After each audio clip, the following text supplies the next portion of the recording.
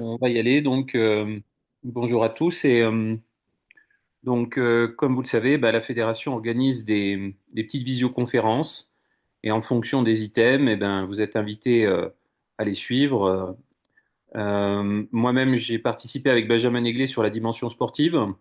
L'idée, c'était de créer des petits challenges, je dirais, autour de micro-circuits, même si c'est des triangles de 33 kilomètres.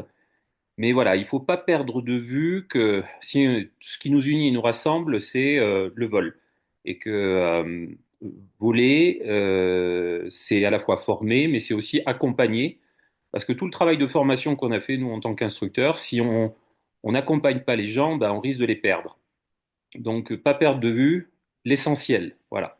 Après, j'ai bien conscience que dans ce webinaire, on a plutôt des profils de dirigeants, de présidents, et je sais toute la tâche que vous avez à faire. En gros, c'est vous qui devez faire tout, hein, quand vous n'arrivez pas à déléguer, et que vos préoccupations, c'est de la mécanique et beaucoup de choses.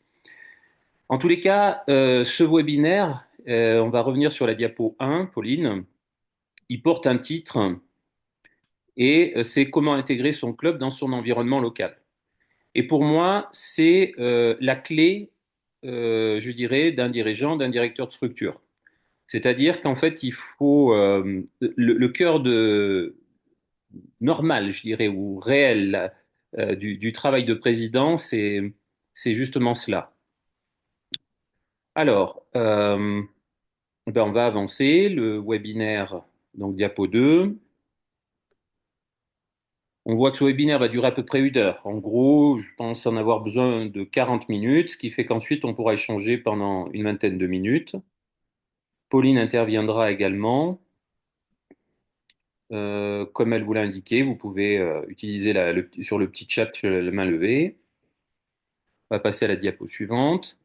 Donc Cécile avait d'autres obligations, donc elle ne sera pas là ce soir, mais elle a contribué à la présentation et je tiens à saluer tout le travail que fait Pauline, hein. Elle est la chef d'orchestre un petit peu de tout ça. Nous, on est juste des modestes serviteurs qui interviennent de temps en temps. Voilà.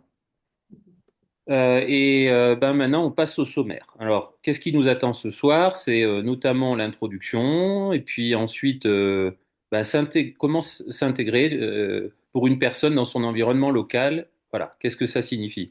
Alors, pourquoi j'ai pris une personne?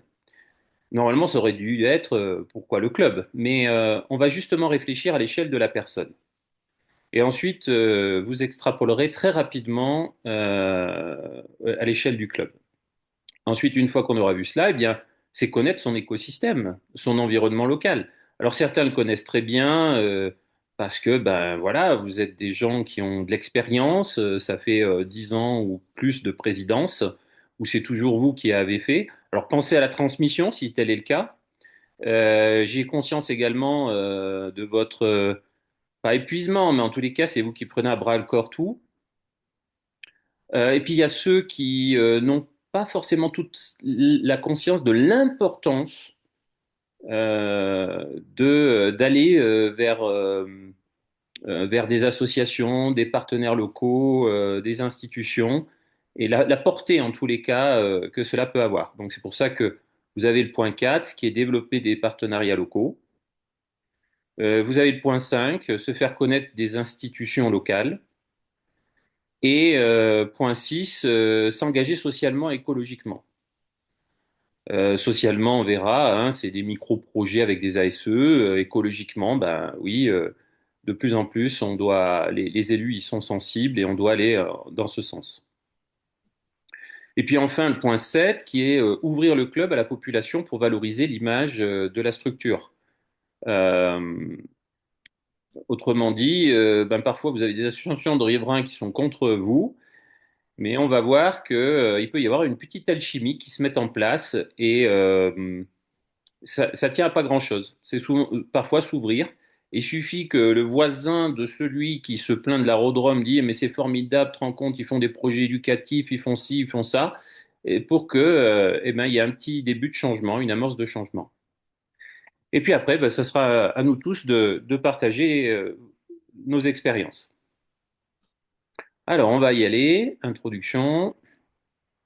Donc l'objectif, faire du club un acteur reconnu, utile et ouvert de la vie locale euh, et pas simplement de la pratique sportive. Donc tous, on est au milieu d'une communauté de communes, de mairies, voilà, d'habitants, où il y a des associations. Donc l'objectif, c'est intégrer son club dans son environnement local, inscrire et ancrer son club au cœur de la vie de son territoire, en créant des liens durables avec les habitants, les associations, les entreprises, les institutions et l'ensemble des acteurs locaux. Donc on verra aussi la notion de mécénat que j'avais abordée lors de la dernière intervention, où ça peut être intéressant d'aller solliciter certaines entreprises ou certaines banques.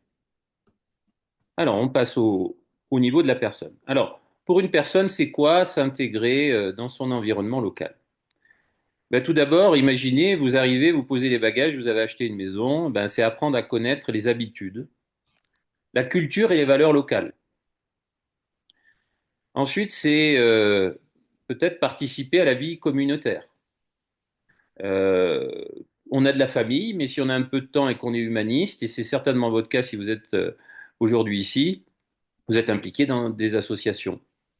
Mais ça peut aller plus loin, en mairie, dans le conseil municipal, en tous les cas, vous voyez, événements, fêtes, activités sportives. Ensuite, créer du lien social avec les habitants. Ça se ferait pas d'acheter une maison et puis de ne pas aller voir ses voisins ou de ne pas échanger, vous voyez, avec ses collègues quand on est au travail ou voilà, vous voyez les commerçants. Donc, on va ensuite revenir à l'échelle du club, ce que cela implique. Mais je vais continuer. Donc ensuite, c'est s'adapter au mode de vie, au rythme, mais aussi aux règles du lieu. Et quand on parle de cela, on a tout de suite en tête la résonance avec l'intégration en France des gens qui arrivent, bien sûr. Euh, voilà, donc si on l'extrapole au niveau du club, vous voyez que apprendre à connaître les habitudes, la culture, les valeurs locales, bon, ben, moi je suis arrivé dans un petit club rural de Barcelonnette, je ne connaissais rien. Naturellement, j'ai été voir les chefs d'établissement. Enfin, du moins, dans un premier temps, j'ai essayé de regarder un petit peu comment ça fonctionnait. Euh, ensuite, ben, j'ai pris des services civiques qui ont été voir un petit peu toutes les associations, ce qu'il existait. Ils m'ont fait des retours. On a été voir les autres associations pour voir si on pouvait tisser des partenariats. Euh, Ensuite, ben, il y a eu les élus, naturellement, pour voir quelle était la projection, qu'est-ce qu'ils envisageaient par rapport à la plateforme dans le moyen et le long terme. Voilà, et donc il y a tout cela. Alors, on va passer justement à la suite pour creuser un petit peu. Donc, le point 3, c'est connaître son écosystème, son environnement local, bien comprendre le territoire. Donc, identifier les acteurs clés. Donc, mairie, là pour le moment, ça va bouger, peut-être dans certaines communes. Donc, soyez préparés en tous les cas, préparez un rendez-vous si jamais ça change. Il y a aussi la communauté de communes qui a une incidence aussi sur les clubs, mais aussi les départements. Euh, je rajouterai éventuellement la région. Voilà, on peut même aller jusque-là. C'est-à-dire quand vous avez un financement, on va dire, d'un avion, ou d'un planeur, vous pouvez aller chercher, on va dire, un petit 30% en région. Vous pouvez récupérer un petit 15% ou un peu plus en département. Et puis après, en commune, communauté de communes, c'est beaucoup plus léger généralement, mais voilà. Donc ça veut dire qu'un club, même s'il n'est pas un comité départemental ou comité régional, il peut aller s'appuyer à un échelon supérieur.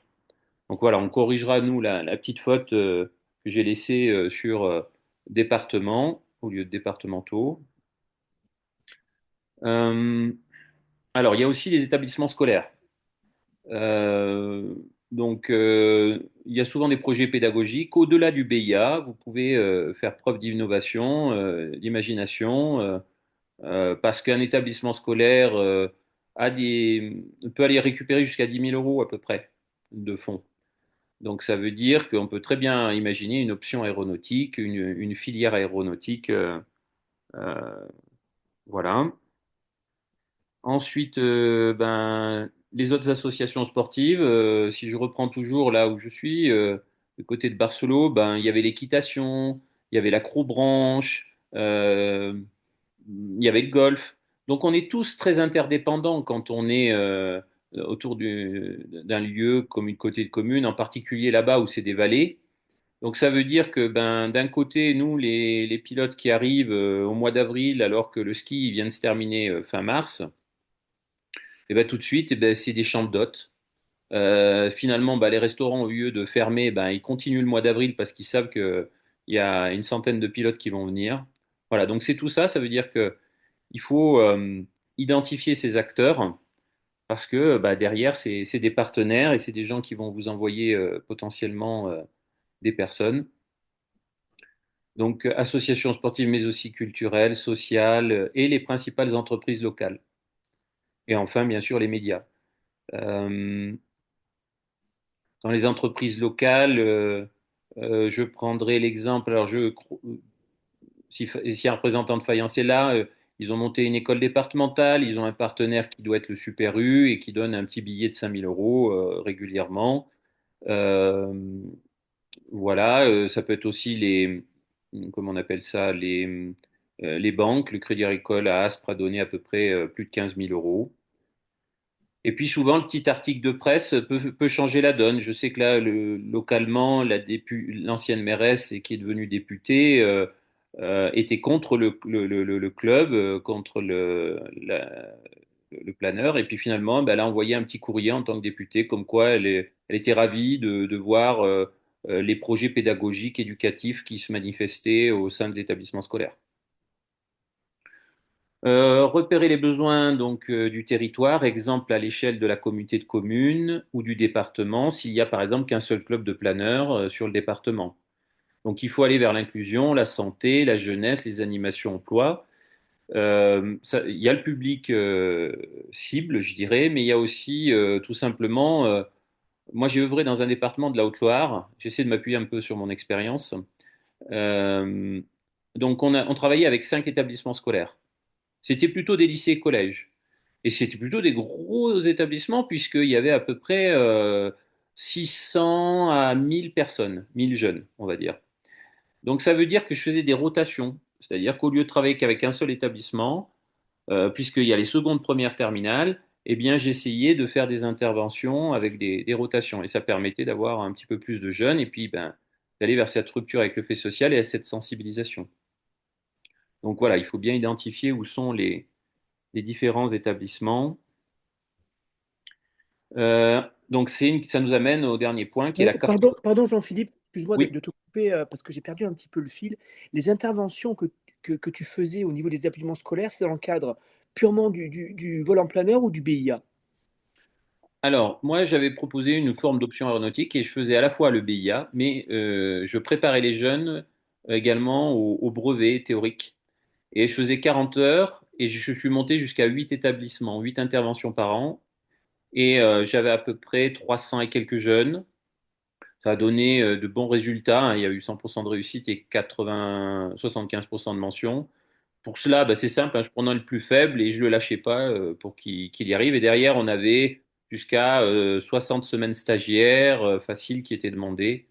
Euh, voilà, et pourtant, c'était qu'un petit département rural, hein. Il y avait quoi, 180 000 habitants et c'était, oulala, ça va pas me rajeunir, c'était en 2007, hein, 2007, 2008, 2009, 2010. Et il y a eu toujours à peu près même autant de candidats, on va dire. Et on arrivait à sortir 15 lâchés brevets dans l'année, là, en 2-3 mois.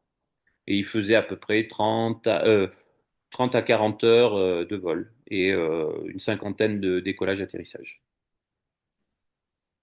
Donc voilà, le dernier point, c'était cartographier les partenaires. Voilà. Alors, la diapo suivante. Alors là, on est au point 5. Est-ce qu'on n'en aurait pas loupé un? Là, c'est le point 6. Est-ce que tu peux revenir en arrière? Voilà, point 4. Parfait. Donc, développer les partenariats locaux. Donc, avec l'établissement scolaire, donc là, on fait un zoom. On a dit, ben, ça peut être proposé des vols d'initiation sportive. Alors, moi, je sais que avec certains établissements, j'ai laissé une ouverture. C'est-à-dire, en gros, vous avez des élèves méritants qui sont éventuellement motivés par une carrière qui irait plutôt vers l'aéronautique. Eh bien, on vous fait toute confiance et à vous de nous les sélectionner. Euh, Soit au contraire, c'est des élèves qui ont bien suivi parce qu'il y a une option aéronautique BIA dans l'établissement. Euh, Ensuite, avec les entreprises, alors ça peut être du sponsoring local, ça peut être du mécénat, ça peut être aussi des offres croisées. Euh, bon, je vous évoque juste cette année là, en effet sur le club où je suis, où on a ouvert le mécénat. Il y a une entreprise qui a donné 8 000 euros, une autre qui a donné 8 000. Je pensais pas quand même que ça soit des montants aussi importants et qu'on n'ait pas eu ce besoin de chercher plus. Mais tant mieux. Voilà, n'hésitez pas à aller voir les entreprises locales. Euh, Parfois, il peut y avoir des bonnes surprises. Et derrière, bah, c'est un fonds social de roulement. C'est vous qui allez l'orienter. Et en amont, avant d'aller voir ces entreprises, bien évidemment, il faut réfléchir à des projets qui ont du sens pour le territoire, qui vont valoriser bien sûr ces entreprises, soit en termes de communication, parce que dès lors qu'il y aura un brevet, ben, grâce à l'entreprise Intel, il y a pu avoir ce financement. Et là, je rebondis par rapport au point numéro un, qui était les établissements scolaires. Au-delà du BIA, on peut carrément proposer à l'établissement, en parallèle d'un brevet, d'une formation jusqu'à la terminale, et bien de repartir avec le brevet de pilote. Le point numéro 3, c'est donc les mairies, les associations.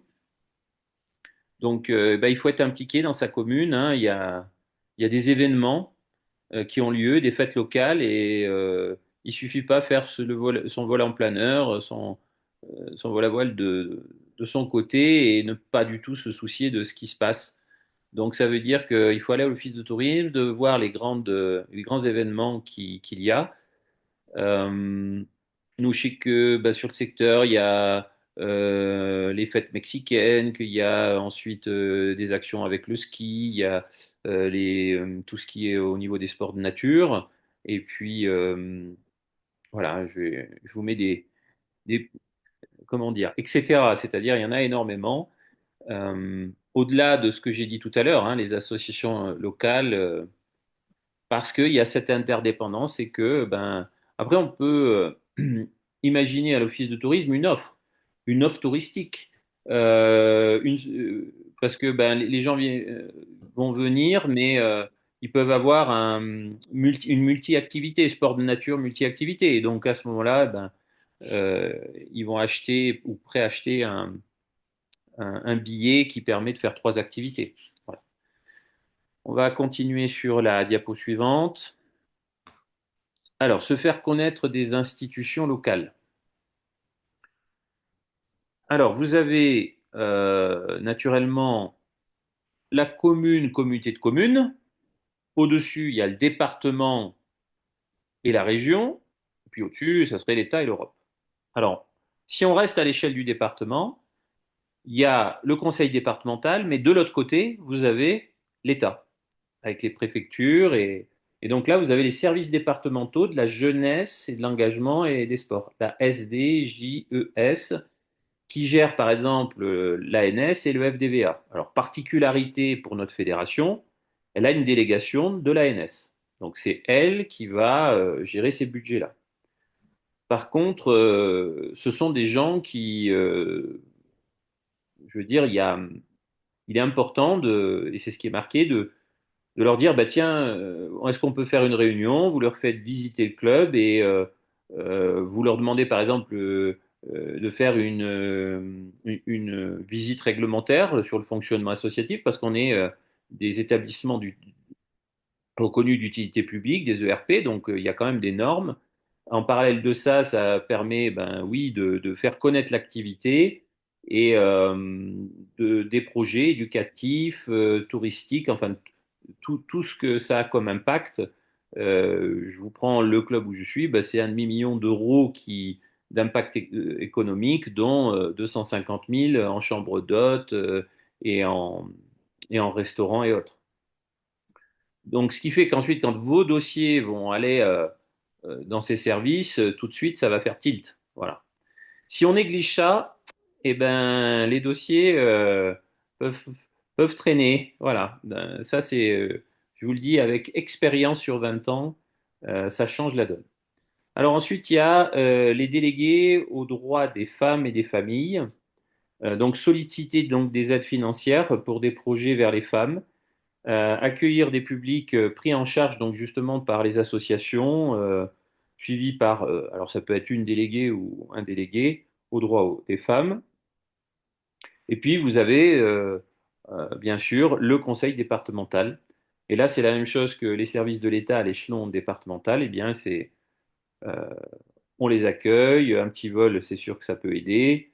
En tous les cas, au moins le proposer.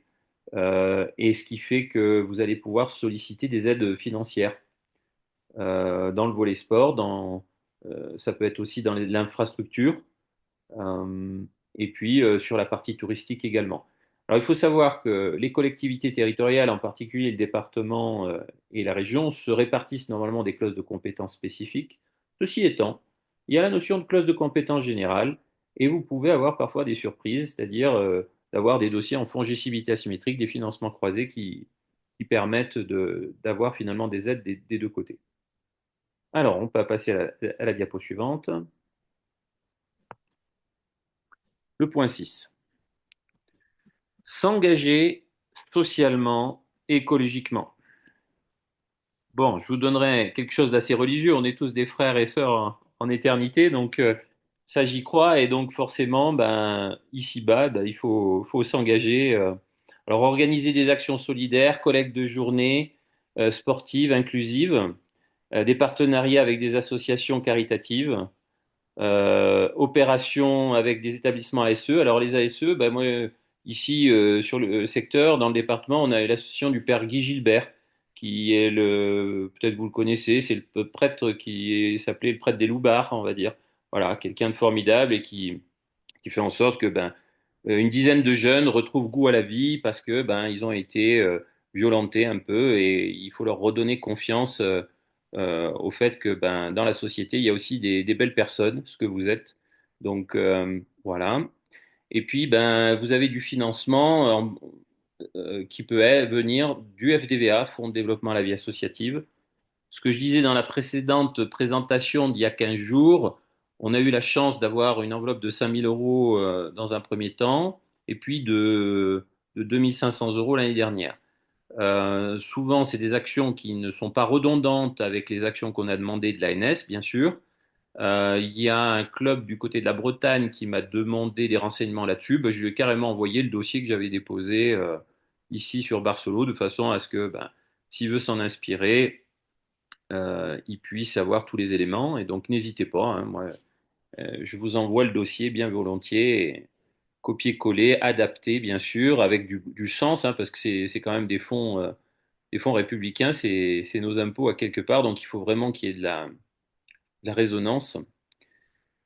Promouvoir donc des valeurs citoyennes, respect, mixité, égalité, le fair play, ben oui, moi, c'est des valeurs qui me parlent et que quand on forme des gens, ben, il faut, au-delà de les former, transmettre aussi toutes ces valeurs. Donc ça veut dire que euh, c'est des valeurs qui doivent être partagées aussi. Il y a des opérations féminines, des opérations handi, des opérations avec les jeunes. Donc ça, c'est les fameux publics cibles. Et certainement, la plupart d'entre vous, vous sollicitez la fédération au travers des dossiers ANS, donc l'Agence nationale du sport. Euh, Ensuite, c'est mettre en place des initiatives éco-responsables. Bon, bah, c'est vrai que quand vous arrivez dans un club et qu'il n'y a qu'une seule poubelle et qu'on met tous les déchets, c'est dommage. Je pense que maintenant, les nouvelles générations, elles y sont sensibles, et ben, d'avoir 3 poubelles. Et là, vous pouvez aussi avoir des dossiers dans le cadre de l'ANS qui peut permettre de financer le développement durable. Côté Fédé, il y a des enveloppes pour cela. C'est dommage de partir tous du même endroit et de ne pas imaginer le covoiturage. Donc il y a des applications qui existent. Là, vous voyez encore gobelets réutilisables, et puis toute la partie sensibilisation à l'environnement. Bah là, je rebondis sur ce qu'on a dit tout à l'heure. Vous allez avoir des gens qui vont venir du département, qui vont venir de l'État, visiter votre club. Ce sont des niches écologiques, nos aérodromes. Ils sont pas chassables et voilà. Donc il y a aussi cet aspect-là. Ensuite, bon, bah, quand on fait du planeur, l'impact. Alors, c'est vrai que si on se met en l'air avec le remorqueur, ça a un impact un peu plus important, mais souvent, il y a quand même des treuils.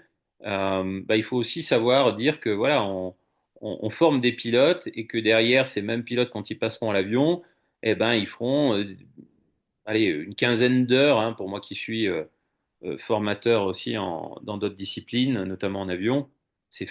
On enlève facilement 15 heures par rapport à quelqu'un de standard. Alors, on va aller sur la diapo suivante.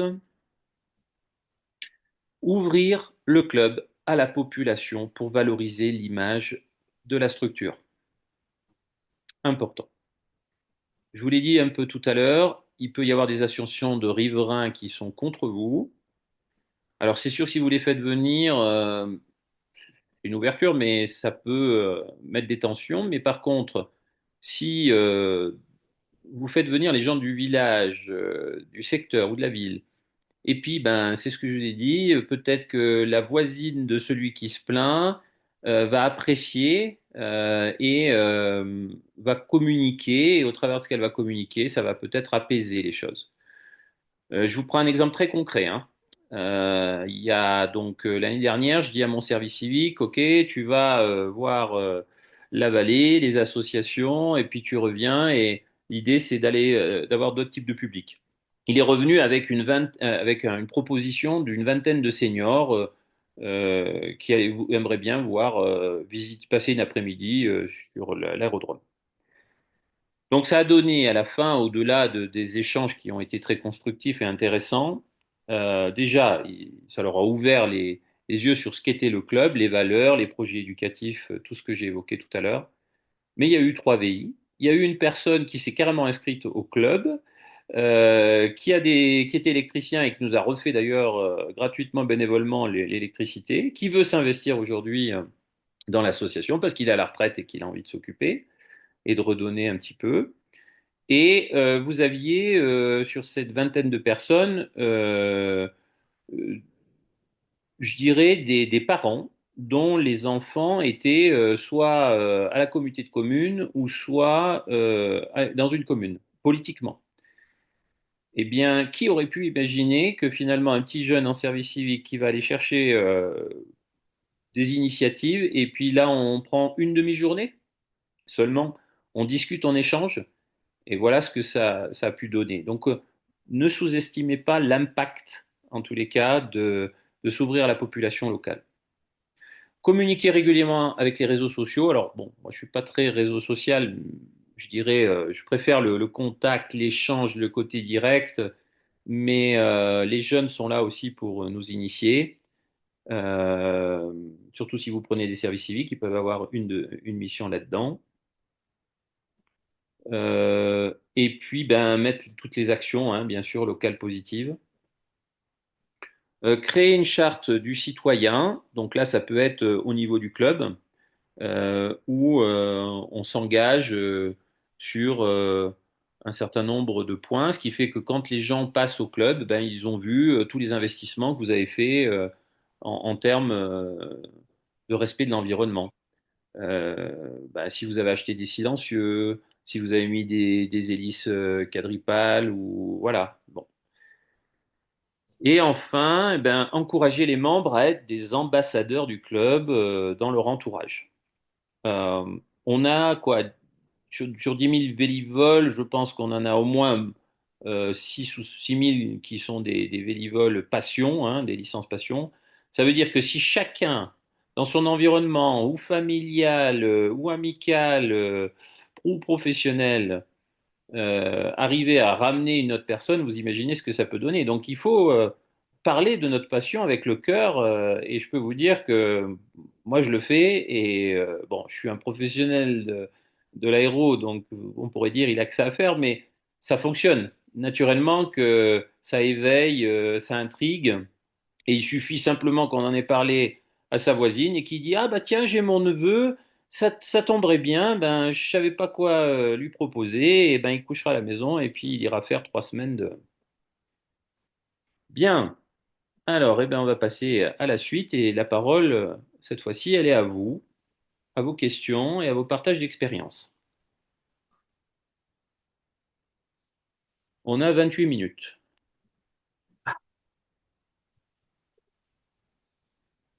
Des partages d'expérience, tiens. Moi, je suis sur Chérence et donc on a la chance d'avoir un partenariat avec la mairie qui est, euh, qui est ancien et une dotation qui est quand même assez confortable de la part de la mairie. Mais en revanche, il n'y avait pas trop d'actions qui étaient faites et donc depuis 2 ans que je suis arrivé, je prends souvent part aux soirées qui sont proposées par la mairie. Et puis, l'an dernier, ils proposaient une descente de caisse à savon dans le village. Et donc, j'ai fait un gros travail avec le club pour essayer de faire une caisse à savon pendant la saison et d'aller participer. Donc, il n'y avait pas trop de monde qui voyait l'intérêt de cette participation. Mais au niveau des liens qu'on a fait avec ceux qui avaient construit déjà la caisse à savon et ensuite avec la population, on était clairement identifiés parce qu'on a ramené une caisse à savon avec une carène de planeur. On était tous habillés plus ou moins pilote et puis on a mis une petite scénographie en place. Ben, c'est un impact terrible, quoi. Donc cette année, il était bien sûr hors de question de ne pas y revenir. Et voilà, et donc ça a tissé des liens encore plus forts avec le maire, hein. Donc quand on demande des choses, en général, bon, c'était déjà bien, mais là, c'est encore plus simple. Bon, ben, tu as donné un exemple concret de l'impact que ça peut avoir. C'est-à-dire au début, on se dit, oh, certains n'avaient pas mesuré et là, on voit la réalité. Une autre personne qui va intervenir? Oui, Dominique de Bourges. Alors moi, je suis président depuis moins d'un an, hein. J'ai pris la présidence du club en avril. Bon, j'étais déjà dans le club depuis un certain temps, hein, et puis j'étais passé par Angers il y a déjà pas mal d'années. Et finalement, j'ai pris le club au moment où on avait fait l'acquisition d'un nouveau planeur en Allemagne, subventionné par la mairie, le département et la région. Et finalement, le temps de prendre mes marques et tout ça, on a décidé, avec le comité directeur, d'organiser en septembre une après-midi d'inauguration avec les élus, avec les partenaires autres qui n'avaient pas forcément financé le club, mais qui étaient nos partenaires au quotidien et les membres de l'association. Bon, au début, il y avait beaucoup de... On arrivait à la fin de la saison, les gens étaient fatigués, et il y avait pas mal de gens qui étaient pas forcément très motivés par la manip. Et finalement, au fur et à mesure qu'on s'est rapproché d'échéance, bah, tout a pris beaucoup plus d'ampleur. Et donc, on a embarqué la base d'Avor juste à côté, on a embarqué le gestionnaire d'aérodrome, la communauté de communes, les médias qui sont venus, et on a eu, et puis les autres associations locales, et ça a été vraiment une super expérience. En plus, il se trouve que dans le club, on a une personne qui travaille dans l'événementiel, donc qui nous avait préparé la chose un peu aux petits oignons. Et ce qui a été initié parce qu'il fallait faire quelque chose, est devenu un vrai événement de communication et un vrai événement de motivation des adhérents. Et pour vous illustrer, tous nos principaux invités, mairie, département et puis le colonel de la base d'Avor, devaient rester un quart d'heure, juste le temps serrer deux, trois paluches et puis faire le discours. Et finalement, ils sont restés 3 heures tout l'après-midi parce que ça leur plaisait. Ouais, ils nous l'ont dit, on est bien ici, quoi. Donc voilà. Donc bah, ça nous a bien motivés. Donc là, moi, je me nourris de vos formations parce que ça nous fait du bien. Et là, on est en plein dans les projets parce que pour transformer un peu tout ça pour la saison à venir. Donc, merci à vous. En fait, c'est un merci qu'on peut dire à vous aussi, parce que nous, quand on est professionnel en tant que CTF, on s'enrichit de tous les clubs. Et après, on est simplement, on fait la synthèse et ensuite on le remet un petit peu sur le papier de tout ce qui se fait. Et là, à l'instant, c'est vous, cette fois-ci, qui amenez encore d'autres arguments pour dire oui, il faut oser, oui, il faut pousser les portes, euh, parce qu'il y a un impact derrière. Une autre personne? Ouais, ben, je vais bien continuer. Donc, Régis à Saint-Gaudens. Donc, on a plusieurs actions qu'on pourrait classer dans les différents items que vous avez cités. Je vais en citer quelques-uns. Donc, effectivement, on est en partenariat avec la mairie de Saint-Gaudens. On participe chaque année au forum des associations et on jumelle ça avec une journée porte ouverte le lendemain de ce forum pour attirer du monde et comment susciter l'envie des habitants de Sagonins à venir nous rencontrer. Et on fait effectivement une journée découverte, vol de découverte à la suite de ce forum des associations. Et ça se traduit de temps en temps, effectivement, par des inscriptions ou des stages découvertes. D'un point de vue plus environnemental, on a inséré aussi des ruches en limite du terrain et on communique avec l'apiculteur un petit peu et puis on profite un peu du miel aussi. C'est plutôt agréable. Et puis autre action aussi qu'on met en œuvre à Saint-Gaudens, c'est l'accueil des mirovolants. Donc c'est une association des déficients visuels que l'on fait voler sur nos 8 places. Donc ils viennent de un peu partout en France. Ils sont 5, 6 ou 8 à venir une ou deux fois par an. Et en fait, on leur offre la possibilité de prendre l'air, de piloter. Et je pense qu'on n'a rien à leur apprendre sur le pilotage aux fesses. Voilà. Ils sont Oui. extrêmement sensibles et ils viennent chaque année depuis plusieurs années. Et effectivement, pour eux, ce sont des moments importants et qu'ils aiment bien partager aussi, eux aussi dans leur entourage parce que pour eux, c'est une expérience un peu inhabituelle. Ouais, merci beaucoup de toutes ces idées. En effet, les ruches, c'est une idée auquel je n'avais pas forcément pensé et qui a du sens. Pour les mirobolants, j'ai connu Frédéric Buhaï. Il m'a dit qu'il avait formé une personne. Il allait jusqu'à l'atterrissage et il la téléguidait à la voie alors qu'elle était aveugle. J'ai trouvé ça, comment dire, renversant. C'est-à-dire, j'ai dit, mais c'est incroyable jusqu'où on pourrait aller. Euh, bon, bah, Et donc, la plupart, ils n'ont pas besoin de vario électrique, hein. Les fesses suffisent. Voilà. Donc, ils ont un sens très développé que les voyants n'ont pas. Et c'est intéressant pour nous de partager ça aussi. Oui, parce que les neurosciences cognitives, elles nous apprennent beaucoup de choses et tu l'as dit, lorsque quelqu'un est déficient sur un sens, ben, il développe les autres hein, avec un petit peu plus. C'est vrai que le cerveau humain a une richesse énorme, encore, on ne connaît pas tout.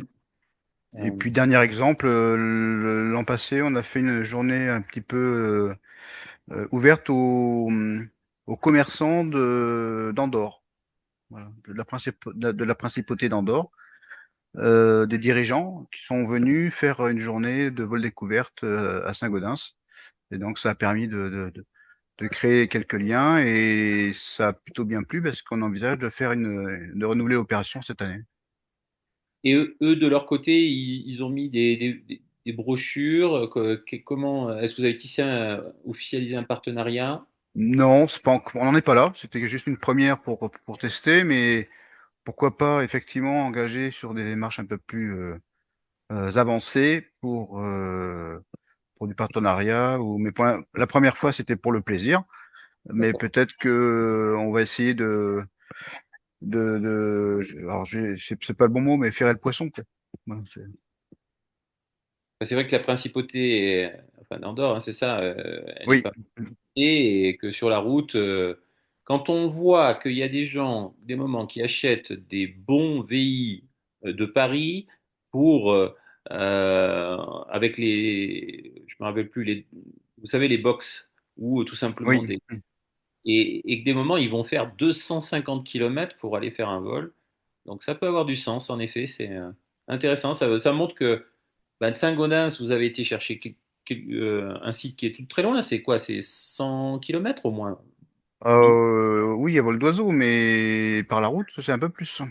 Voilà. Donc, preuve que il peut y avoir un impact aussi. On n'est pas obligé de viser son département. On peut peut-être aller au-delà du département s'il y a un point stratégique.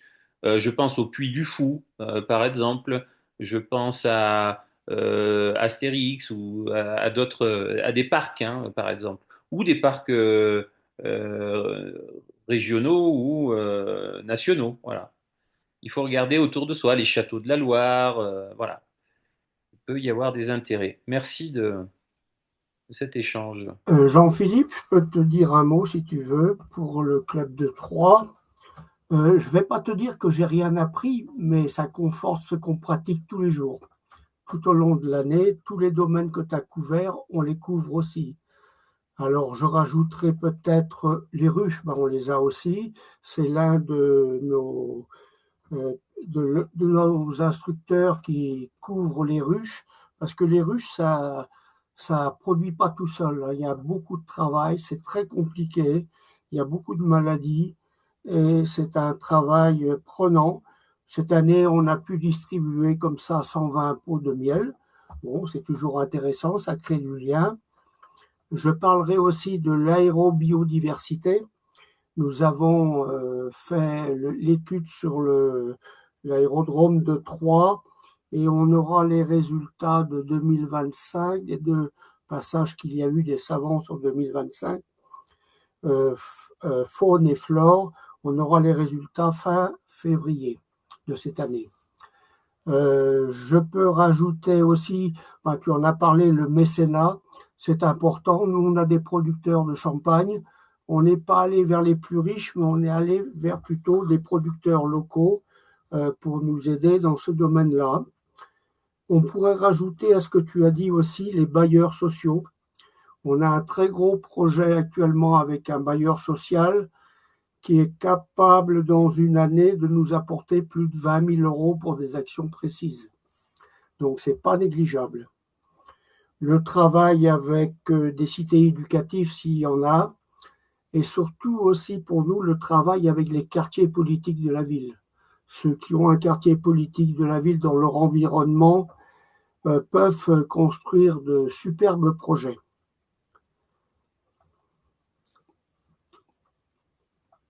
Écoute, Paul, à chaque fois, tu me surprends, tu es toujours à l'induction, c'est très bien. Je vois que tu as mis et tu as décliné toutes les possibilités. Tu m'en apportes d'ailleurs une que je connais pas là. Alors, autant les QVP, c'est vrai que tous ceux et celles qui ont des soit zones rurales revitalisées, c'est-à-dire si vous êtes dans un milieu rural, eh ben, sachez que il y a en effet des avantages. Les politiques de la ville également. Il y a des lignes budgétaires et là, c'est lorsqu'on se situe pas très loin de grandes villes et où il y a des zones où les jeunes sont un peu plus en difficulté.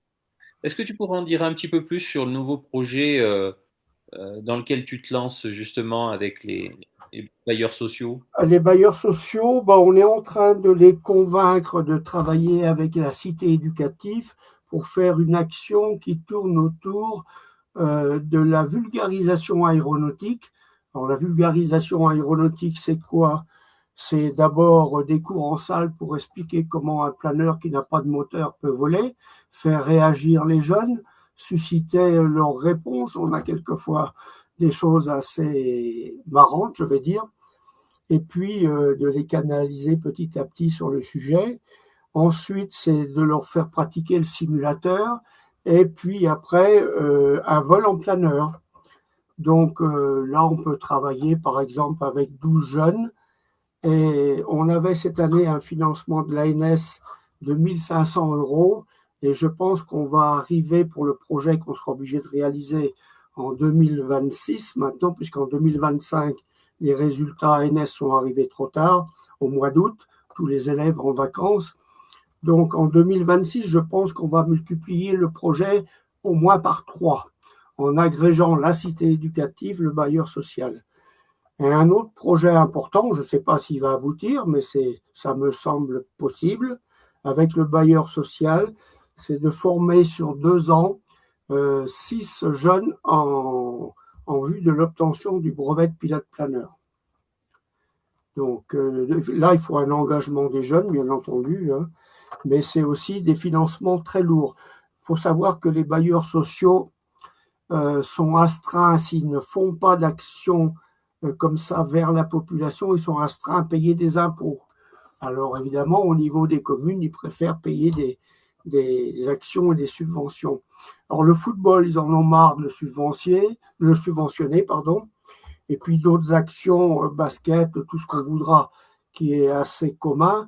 Et ils ont envie cette année d'aller plutôt vers des actions que nous, on pratique. Eh ben, merci bien, Paul. Je suis Alain, je peux apporter un témoignage si vous voulez. Oui, vas-y, Alain. Ok, donc Alain, alors je ne suis pas président, je suis secrétaire général au club du Pic Saint-Loup Montpellier. On se partage un peu les tâches en fonction des centres d'intérêt. Et l'insertion du club dans le paysage local, ça fait partie des choses qui m'intéressent beaucoup. Et donc, je suis content parce que je vois qu'on est nombreux entre ceux qui sont là ce soir, ceux qui s'étaient inscrits, qui ne sont pas venus, mais on sait qu'on est nombreux à s'intéresser à cette insertion de notre activité, qui n'est pas toujours la bienvenue. Et concernant le Pic Saint-Loup, ça se passe plutôt bien depuis quelques années. Rencontre avec les élus, je ne vais pas énumérer tout ce qu'on fait et ce qui va bien, mais je vais prendre deux, trois points particuliers brièvement. Les réunions avec les élus, les maires des communes limitrophes, avec lesquels on échange chaque année sur le résultat des trajectoires remorqueurs. Et avec ça, on a augmenté significativement le taux de satisfaction de notre impact dans le territoire autour de nous. Ça en est une. Alors, deux choses un peu plus originales. Alors, une c'est que, vous savez, dans le sud, il fait beau, et donc quand il fait beau, les cinéastes, ils sont contents. Et donc, on est sollicité plusieurs fois pour des tournages de films. Et ça, on en a eu plusieurs cette année et l'année dernière aussi, des sociétés de production qui sont intéressées par l'environnement de la plateforme de Pic Saint-Loup, qui est isolée, pour eux, ça leur plaît. Et donc, on a eu plusieurs tournages de films. Et le dernier nous a rapporté quand même assez d'argent pour comment dirais-je, compléter notre budget et nos dépenses. Souvent, c'est pas grand-chose, mais on a un gros film qui va sortir et dans lequel les locaux ont été occupés pendant une semaine contre argent, souvent et trébuchant. Et ça, c'est une activité. Alors, moi, je pourrais rajouter un petit conseil pour ceux qui demandent des subventions pour des actions. Il faut que vous ayez la main lourde. Je veux dire par là, ne proposez pas des projets où vous calculez au plus juste, au minimum, etc. Au contraire, demandez lourdement parce que les capacités existent et vous serez surpris de où on peut vous suivre. Oui, je ne vais pas donner de chiffres, mais effectivement, on a appliqué ce que tu viens de dire et ça marche. Très bien, même. Plus intéressant, à mon avis, c'est l'insertion avec la communauté de communes qui est venue nous solliciter il y a 3 ans pour qu'on s'occupe d'accueillir des enfants, mais des enfants qui ne peuvent pas voler. C'est des enfants qui ont 8 ans, 7 ans, 8 ans, 9 ans, 10 ans maximum, des écoles primaires de la communauté de communes du Grand Pic Saint-Loup. Et c'est moi qui me suis occupé de ce projet, donc je l'ai monté avec les enseignants, avec la personne de l'inspection académique et avec la communauté de communes. Et maintenant, on a déjà accueilli 3 classes et on en a 2 ce printemps qui vont arriver. Et c'est étonnant de voir à quel point les enfants sont intéressés et sont participatifs dès lors qu'on les amuse un peu sur les activités de planeur. Ils sont briefés auparavant, on leur fait regarder en classe un petit film sur l'activité de planeur. Et puis après, quand ils viennent, on leur donne des quiz à suivre et ils passent la matinée, ils prennent leur déjeuner en pique-nique à côté des pistes, où en général il fait beau, et, et ils voient les décollages des planeurs à l'heure du déjeuner. Donc ça fait une activité qui nous insère non seulement dans les 3 communes à côté, mais aussi dans la communauté de communes, avec des communes qui sont beaucoup plus loin. Voilà, plus d'autres activités qui ont été citées par Jean-Philippe, mais que je ne vais pas énumérer. Mais bon, je suis content de voir on est quand même nombreux à faire les mêmes types d'actions, et ça, c'est une bonne chose pour notre activité. Écoute, moi je te dirais bravo parce que si ça se trouve, va germer dans ces petits jeunes là l'idée de demain, quand ils ont 14, 15 ans, C'est euh, ça. d'aller dans la discipline parce que c'est justement à cet âge-là qu'ils ont des rêves et comme dit la phrase, fais de tes rêves une réalité. Oui. C'est aussi, comme tu l'as dit, eh ben, des mamans et donc des gens de l'entourage qui vont être touchés et qui peuvent avoir une influence sur le club. Bon, merci Exactement. de cette expérience, bravo pour l'initiative. Euh, voilà, moi Donc, j'ajouterais qu'il peut y avoir aussi des cinémas plein air. La communauté de communes nous a sollicité, les gens allaient arriver avec leur véhicule et ils allaient mettre un grand cinéma plein air. Il y a eu des Ferrari et Porsche qui nous ont proposé, alors on l'a pas pris, mais ils nous proposaient 12 000 € pour juste une petite journée. Moi, je ne l'ai pas souhaité parce que, si vous voulez, ça fait de la gomme sur la piste et que je sais qu'il y a eu une course de dragster au Puy et que derrière le conseil départemental, là, ça lui a coûté cher. Bon, là, c'était plus pour des prises de vue et pour une émission de télévision. Donc, oui, oui, faut être vigilant à l'écoute, en mesurer aussi les conséquences. Il faut bien savoir ce qu'ils vont faire, mais oui, oui, faut faire place à l'initiative, l'innovation quand c'est possible. Une autre personne ou quelqu'un d'autre? Georges Chevalet, comité régional Hauts-de-France et le club de Lille. On ne parle pas suffisamment de, de pénétration des CCI. C'est le plus difficile. Une commune, communauté de communes, un syndicat intercommunal, ce sont des interlocuteurs relativement faciles à joindre. Communauté de communes, quand elles sont grosses, c'est un peu plus difficile. Mais les CCI, c'est quasiment impossible d'avoir véritablement un dialogue avec eux, chez nous en tout cas dans le Nord. Je rappelle le Nord, 260 habitants au kilomètre carré. Sur l'île, une liste d'attente de 50 personnes qu'on essaye de traiter au rythme que peuvent supporter nos instructeurs. Ce qui est un petit peu embêtant, effectivement, c'est que contrairement au sud, dans le Nord, il ne fait pas beau. Je le rappelle parce que quelquefois, ça échappe un peu à nos structures qui sont plus ou moins sudistes.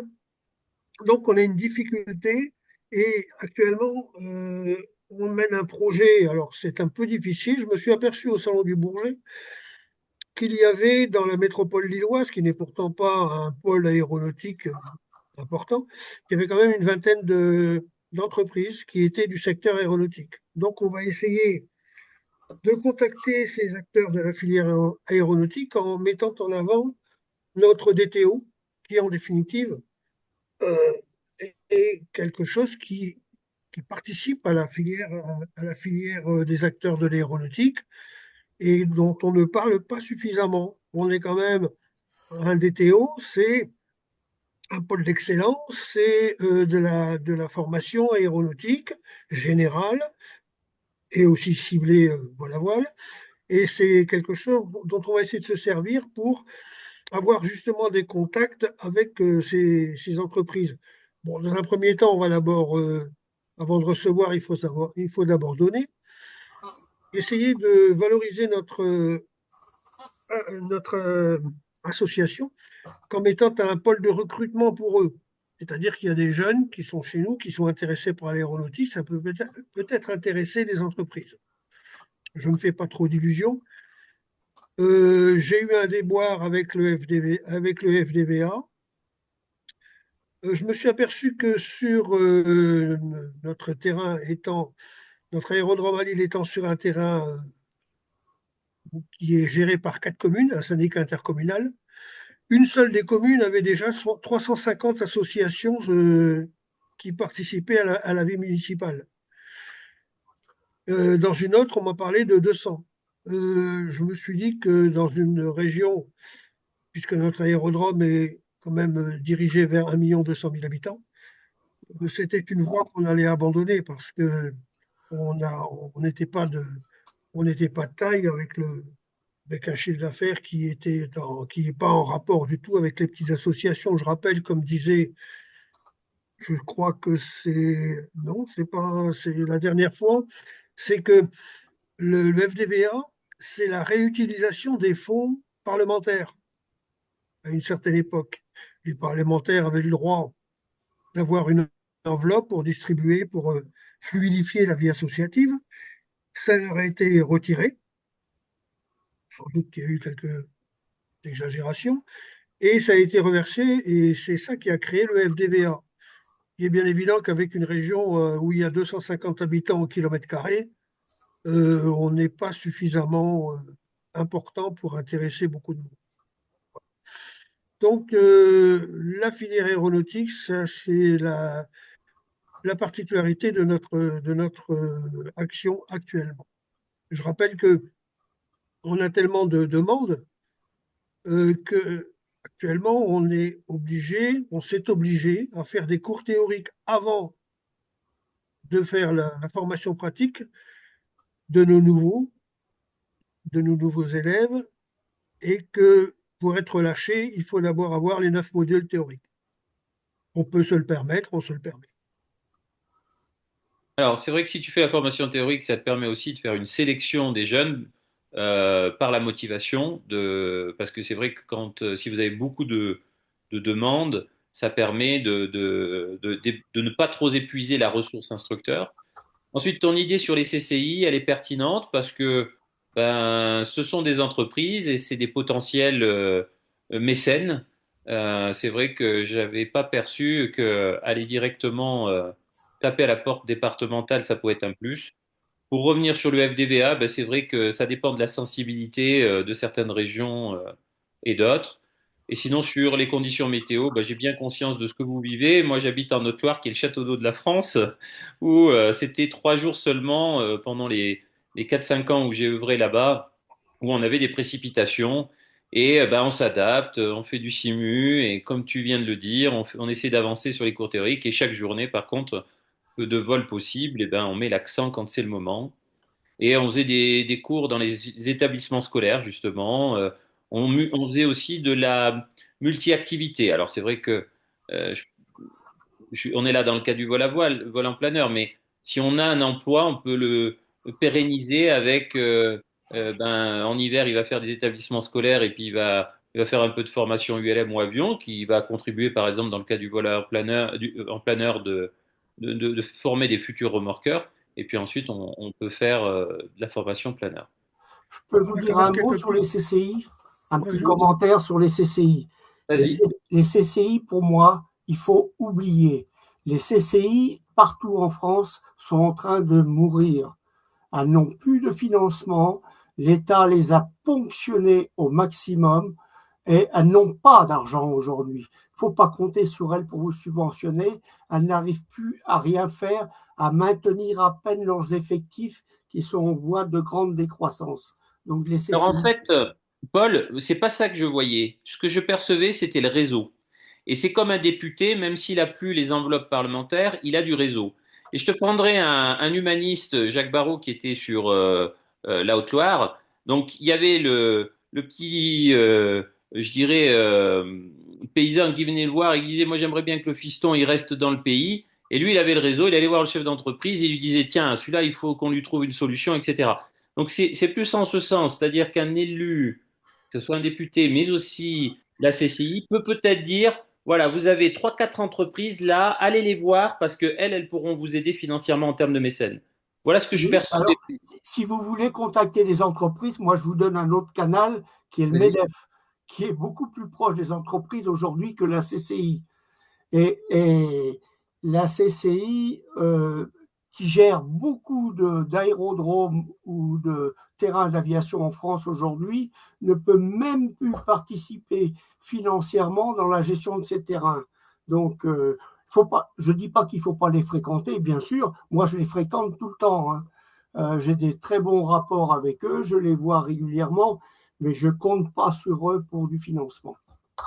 Je suis bien d'accord avec toi et d'ailleurs, j'en parle d'une façon négative. Les CCI dans nos régions considèrent plus les aérodromes dont ils ont hérité gratuitement comme des réserves foncières.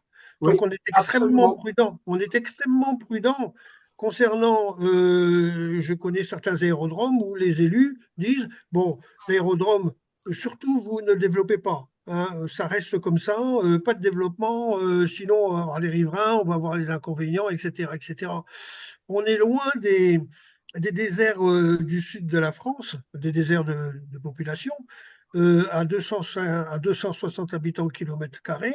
Il faut faire très attention et quelque part essayer de remplir son rôle social tout en essayant de se cacher au maximum. Pour vivre heureux, ils vont cacher. Ouais, bah, ils aimeraient bien mettre des panneaux photovoltaïques aux places des aéroports. Et oui, entre autres. Pour rebondir sur les CCI, et Claude, là, qui est parmi nous, il dira pas le contraire, parce que l'aérodrome de Saint-Giron, où moi j'ai été pendant longtemps, et là où Claude est président de la section vol-à-voile, c'était géré par la CCI. Et à l'époque, on va dire que la CCI, elle a mené des bons projets, et elle accompagnait bien à l'époque parce qu'elle avait les moyens. Mais quand il y a eu la nouvelle loi de financement, je crois que c'était en 2014-2015, c'est là où ils ont abandonné un petit peu tous les financements. Et là, si on prend un exemple de l'aérodrome de Saint-Giron qui est tombé aux mains du département via et avec comment ça s'appelle, les acteurs locaux, un désengagement total, ils n'ont absolument rien à faire. On a pondu des projets où il y avait des gens, ils avaient qu'à dire oui et ils veulent absolument rien faire. Et c'est carrément scandaleux comment on voit. Alors, c'est pour aller au contraire de ce que je disais avant, hein, parce qu'on peut mettre des actions comme ça où on est porté parce que ça marche. Mais moi, je dirais que sur Saint-Giron, je me suis épuisé à essayer de porter des projets assez gros et où ils n'en avaient absolument rien à faire. Et ils n'en ont absolument rien à faire parce que ils laissent un petit peu mourir cet aérodrome et ils veulent rien faire du tout, quoi. Oh, mais ça continue, hein. De toute façon, ils nous ont. Oui, c'est ce que je te dis, Claude, c'est que voilà, Ils c'est continuent, lamentable. ils veulent se débarrasser même de l'aérodrome, hein. Ils veulent nous faire une délégation de service public. Alors, nous, on n'a pas les épaules assez solides pour, a priori, accepter ça. Non, non, ils veulent que ce soit rentable, mais bon, on sait très bien que c'est pas rentable un aérodrome. Du Non, moins, parce que sur un tableur Excel, hein. toutes les actions là qu'on a dit, c'est vrai que bon, il y a eu des classes à l'époque, il y a eu plein de belles actions qui ont été menées sur Saint-Giron. Il y avait voilà, Voile Pyrénées qui était une espèce de petit Saint-Auban dans les Pyrénées. Il y a eu l'UCPA pendant 17 ans. Et voilà, département, tout, n'ont rien fait pour que ça reste. Et c'est dommage de voir comment ça descend petit à petit. Et moi, j'avais fait une étude en disant, bon, ben, si on fait rien, on va arriver à ce scénario pire. Et 15 ans après, je vois qu'on arrive à ce scénario. C'est- et là, il y a une volonté, il y a pas de volonté politique de faire mieux, ça c'est sûr. Voilà, dans tous les cas, moi, dans le cas que vous avez évoqué, CCI et autres, je maintiens, c'est les contacts. Après, a été prononcé le mot MEDEF. Ben, écoute, c'est quelque chose que je n'avais pas creusé, donc j'irai voir en effet comment ont évolué et les difficultés qu'ont aujourd'hui les CCI et quelle est leur légitimité encore. Mais voilà, pensez en tous les cas à ce réseau entreprise. Après, l'UCPA était un beau projet et moi je dirais que des projets comme ça, ils peuvent renaître. Ils s'appelleront peut-être pas UCPA, mais il y a eu des écoles fédérales. Aujourd'hui, on voit des écoles départementales. Voilà, il suffit d'être à l'induction. Là, il y a les stagiaires France qui existent, notamment avec les comités d'entreprise. Donc, vous avez certainement des belles entreprises autour de chez vous. Et s'il y a, imaginons, 500 salariés, vous voyez, dans une grosse boîte, ben, il y a un comité d'entreprise certainement, et il n'y a pas besoin d'avoir 500 salariés même pour un comité d'entreprise. Donc, il peut y avoir des idées. Voilà. Bah oui, on voit l'exemple de Condon, Condon, petit club, hein, où il y a des Colo Air France. Nous, à Chérence, on a repris l'an dernier les Colo Air France aussi. Enfin, il y a des choses à creuser. Pour donner un chiffre, généralement les colos Air France, il reste 3 semaines et ça représente un cachet de 20 000 euros pour le club, pour la structure. Voilà, c'est à peu près ça. 22 000 euros cette année. Voilà. Et eux, ils payent un peu plus parce qu'ils ont en plus l'hébergement une personne qui s'occupe d'eux, qui les assiste des BAFA en l'occurrence. Bien. Eh ben, écoute, Pauline, je te laisse le mot de la fin. Eh ben, je vous remercie, puis je vous félicite tous pour vos belles actions au sein de vos clubs et surtout, je vous encourage à nous les communiquer. Vous pouvez faire des mails au service communication en expliquant un peu ce que vous avez mis en place, en nous envoyant des photos, des articles de presse. Nous, on peut les relayer derrière, que ça soit sur les réseaux, dans Planeur Info. Enfin, voilà, c'est des belles actions que nous, on est vraiment preneurs de ça, donc n'oubliez pas de nous les partager. Et puis pour finir, vous recevrez le replay et la présentation par mail d'ici quelques jours. Et puis